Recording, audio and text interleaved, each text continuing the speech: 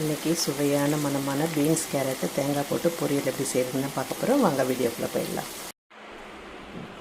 இன்றைக்கி beans carrot பொரியல் பண்ணுறது தான் பார்க்க போகிறோம். எப்படி செய்யலான்னு சொல்லிவிட்டு கடாய் வச்சு ஒரு 3 கரண்டி எண்ணெய் ஊற்றிக்கோங்க. கடுகு போட்டுக்கலாம்.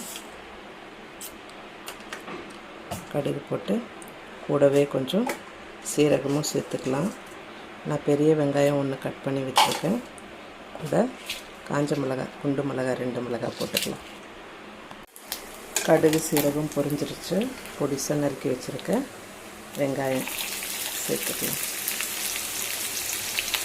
நான் பீன்ஸு 100 கேரட் 100 எடுத்திருக்கேன். உங்கள் வீட்டில் எத்தனை நாட்கள் இருக்காங்களோ அதுக்கேற்ற மாதிரி நீங்கள் காய்கறியும் நல்லா பொடிசாக கட் பண்ணி வச்சுக்கலாம். இதை பாருங்கள், நான் இந்த மாதிரி பொடிசாக கட் பண்ணி வச்சுருக்கேன். நீங்களும் இந்த மாதிரி பொடிசாக கட் பண்ணி வச்சுக்கலாம். ஸோ இது வதங்கட்டும்.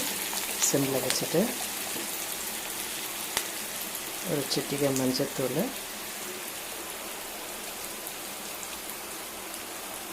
சால்ட்டு கொஞ்சம் சேர்த்துக்கலாம். பீன்ஸில் நார்ச்சத்து இருக்குது, கேரட்டில் விட்டமின் சி இருக்குது. ஸோ நீங்கள் இந்த மாதிரி டிஃப்ரெண்ட்டாக செஞ்சு கொடுக்கலாம். இதில் கடைசியில் தேங்காயும் பூண்டும் சேர்த்துக்கிட்டோன்னா இன்னும் டேஸ்ட்டு நல்லாயிருக்கும். ஒரு 2 நிமிஷம் வதங்கட்டும். வெங்காயம் இந்த பக்குவத்தில் வந்ததுக்கப்புறம் நம்ம கட் பண்ணி வச்சுருக்க பீன்ஸும் கேரட்டும் அதில் சேர்த்துக்கலாம். சேர்த்துட்டு சிம்மில் வச்சுட்டு ஒரு அரை டம்ளர் தண்ணி ஊற்றிட்டு தட்டு போட்டு மூடி வச்சிடலாம். அதுக்குள்ளே தேங்காய் துருவிக்கலாம்.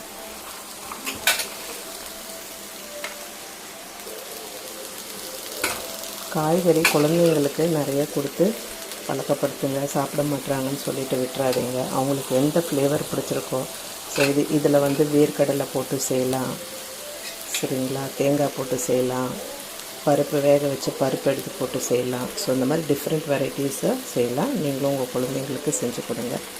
ஸோ இதில் எல்லாமே சேர்த்தாச்சு. ஒரு அரை டம்ளர் தண்ணி ஊற்றிட்டு நம்ம தட்டு போட்டு மூடி வச்சிடலாம். பாருங்கள், காய் நல்லா வெந்துருச்சு.